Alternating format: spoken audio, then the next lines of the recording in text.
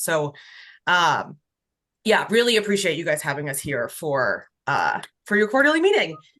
So like Cindy said, we are with Televerde Foundation. We are a nonprofit here in Arizona. We are also operating in Indiana. And our organization really came from Televerde, which is a for-profit business that's been running contact centers, sales and marketing in the women's correctional facilities here in Arizona and in Indiana for almost over 30 years now. With the mission to the sort of the very beginning of the organization, the for-profit was always centered around how do we give women the opportunity to earn good money while they're incarcerated, to build a meaningful career and to develop skills that will support them post-release and never coming back to prison. So we're going to talk a lot about this today, but I'm going to breeze through this intro. So, one of the reasons that the foundation came into being is because of some of these numbers here on the screen. So the US spends almost $200 billion a year on incarceration, and it doesn't work. We spend all this money and we still have on average a 40% recidivism rate, which means 40% of the people who come home from prison will return on new charges within 3 years. If you stretch that timeline out to 10 years, the number goes up to almost 80% of people. And so what the current system, the way that we are doing things is not effective. And this is having a huge impact, not just on the people who are incarcerated, but on their families and the communities around them. So women in particular were the fastest growing segment of the prison population. Women's incarceration has increased by 700% since the 80s. But because they make up a smaller slice of the total population, they receive much less attention and fewer services than the men do. And that's an issue because over 80% of incarcerated women are moms to kids under the age of 18.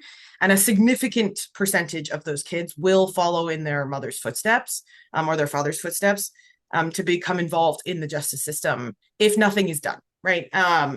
It is a problem that we really launched our organization to help solve. So in 2020, we launched the foundation initially out of a mission to support the women who were working for Televerde, to provide them with the soft skills training and the professional development training that they needed to go into the jobs that they were getting post-release, which were, corporate jobs, white-collar jobs, sales executive jobs.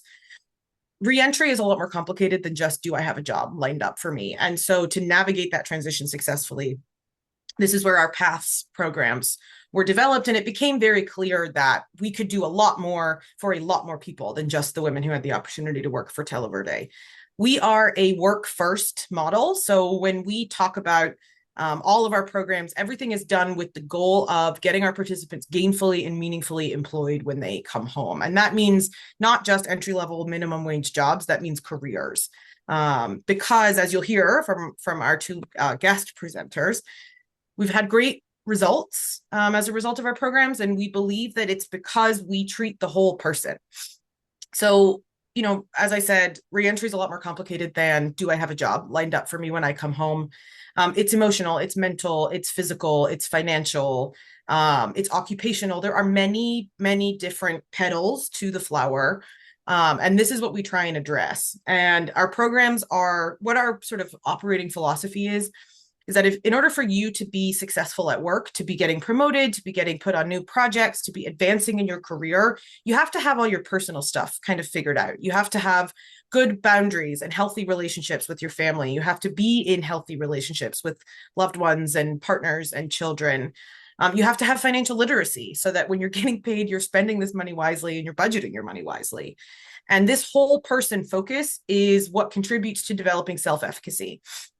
All of our programs are built on self-efficacy. There's a lot of research that shows, there's a lot of research that shows that developing self-efficacy reduces recidivism. There is a direct connection. And fundamentally, self-efficacy is your belief in your own ability to take agency in your life, to make changes, to overcome obstacles.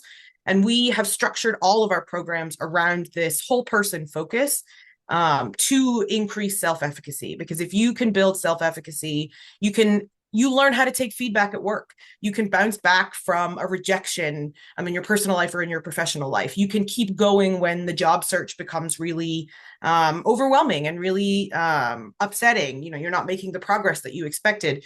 Developing self-efficacy helps you keep going and not slip back into old habits, old ways, and a return to incarceration. Our programs, we offer 2 programs inside the facility and a post-release support program.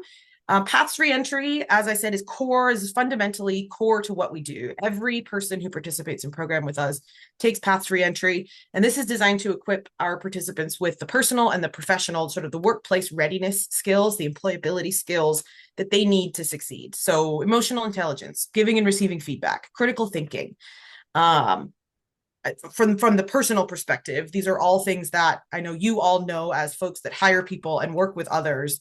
These are key elements to any job for somebody to be successful, right? The ability to be coachable, to bounce back from a setback. And then we also prepare them with the workplace readiness, the employability skills, job search strategies, interview readiness, workplace readiness, resume writing, all of these things to not just get the job, but to get the job and thrive in employment. That's paired with career paths, and that's our workforce development program. So in that program, we offer participants all of the sort of business acumen and workplace skills that they'll need: business communications and fundamentals, project management skills, time management skills, public speaking and presentation skills. All of these things are key, we believe, to any role, being successful in any role. And then post-release, we have a variety of different supports that we will get into here shortly. In career paths, we offer our participants the chance to choose a career track. And so they can earn specialized credentials and education in the second half of program. I know all of you on the call are the most interested in our skilled trades track. So this is new this year. We piloted this with our most recent cohort. They are completing the OSHA 30 certification, Procore, through LinkedIn Learning, the construction management professional certification, and then they begin their NCCER core credentials. We also offer 4 other career tracks: admin professional, IT support and cybersecurity, and professional sales. And as you can see, each of these comes with its own set of sort of market ready, in-demand credentials. And part of my role is to be ensuring that these career tracks are the most up-to-date, are the most market in demand in the market, and that they are the things that are equipping our participants to succeed when they get home. So I'm going to pass it over to Jen and Ashley to talk a little bit about what they've learned in our programs. Good morning. My name is Jennifer, and when I speak about this program, I come from the heart. I tell people that I'm finally content with who I am and where I am, and I'm wildly hopeful for the future. And I'm Ashley, and we're proud graduates of the Televerde Foundation's Career Paths Program, Cohort 19. During our time as participants, we took the trades track where we earned our OSHA 30 certification and several other credentials that strengthen our foundation for a career in construction and project management. While incarcerated, we completed several NCCER modules. The foundation partners with Habitat for Humanity, where we will have the opportunity to finish the hands-on training after release to fully get the certification to meet the certification requirements. So the combination of OSHA 30 and NCCER, Google Project Management, and LinkedIn Learning's Pro courses, they truly complemented each other and gave us confidence and purpose. Through OSHA 30 and NCCER, we gained knowledge in safety expertise, emergency action plans, how good communication is vital on a job site, and much more.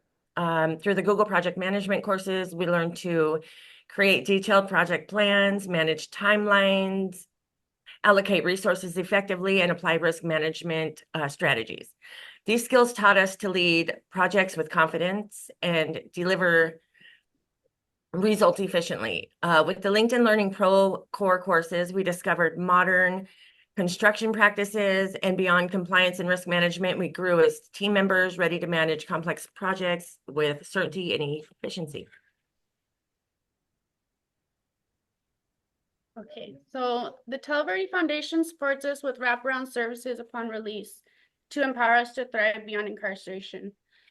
We receive a 30-day essential kit of hygiene and personal items, a support team of mentors, case managers, and a life coach to walk us through the highs and lows and get us access to vital community resources. They offer dental and vision so we can smile brighter and see our futures clearly. Dress for Success, where we receive interview outfits and workwear to show up professionally to our jobs. Housing and transportation, the Televerde Foundation has a variety of partnerships to provide us with services we need. education and certificates, we have access to scholarships and ASU courses, and then community connection, where we attend monthly events, workshops, and job placement support that reminds us we are part of a tribe.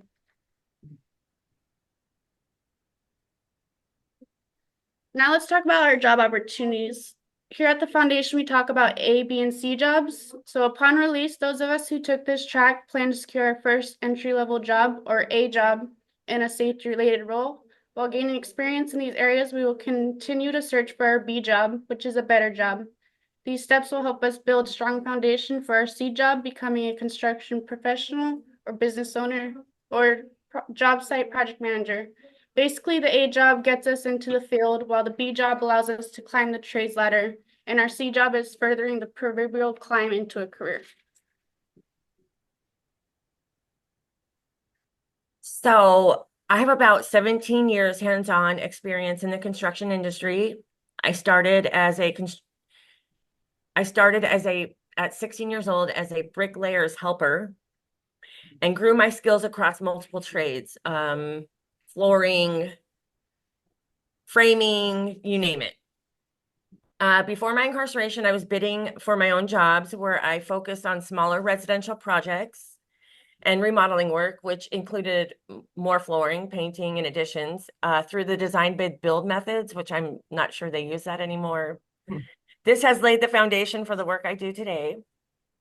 The trades track certifications and training have equipped me to move beyond smaller jobs to confidently manage more complex projects.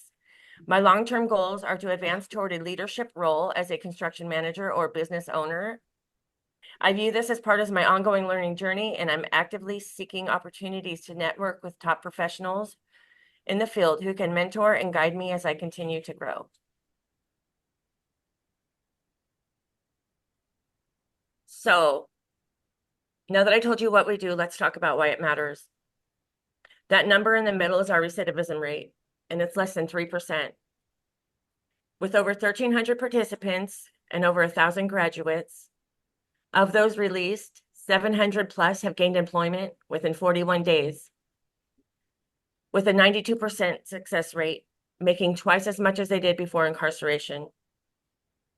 Perhaps the most important number on there, though, is in the bottom right-hand corner. 62% of us are mothers. That means our transformation is positively impacting over 1,800 children. That's the ripple effect of choosing to change. It's not just about us, it's about every life we touch. So, thank you both very much. Excellent job, ladies. So how can you all get involved? We have many different ways to get involved. As we are launching this trades track, this skilled trades track, we are looking for employment partners. We are looking for volunteer educators for some of the NCCER core credential classes. We are also looking for folks who are interested in sponsoring a cohort. You can connect with us and we will assign a certain number of folks to a career track. And then as an employer, you have sort of the first right of refusal from those graduates. You can help us launch a new workforce development center or make in-kind or corporate donations. As a nonprofit, we are always collecting funding. We're always seeking funding and looking for donations. You can make individual donations, organizational donations. We can partner on philanthropic or corporate grants. And then you can volunteer. We host mock interviews. Every participant in program has to complete 3 mock interviews. So twice a year, we have about 500 volunteers who sign up to help us interview all of our participants, to help them practice these interview skills so that when they get out and it's the real deal, they are as prepared as possible. You can help, you can lead a virtual workshop or host a career conversation and sort of share your journey in your career with our participants. You can help us develop content, join one of our advisory committees, or sign up to be a professional mentor in our professional mentor program. And if you've got your phones out, the QR code right there will take you right to our donations page. So I just want to say thank you all very much for having us this morning. And if there are any questions, me and the team, we would love to chat more about the work that we do.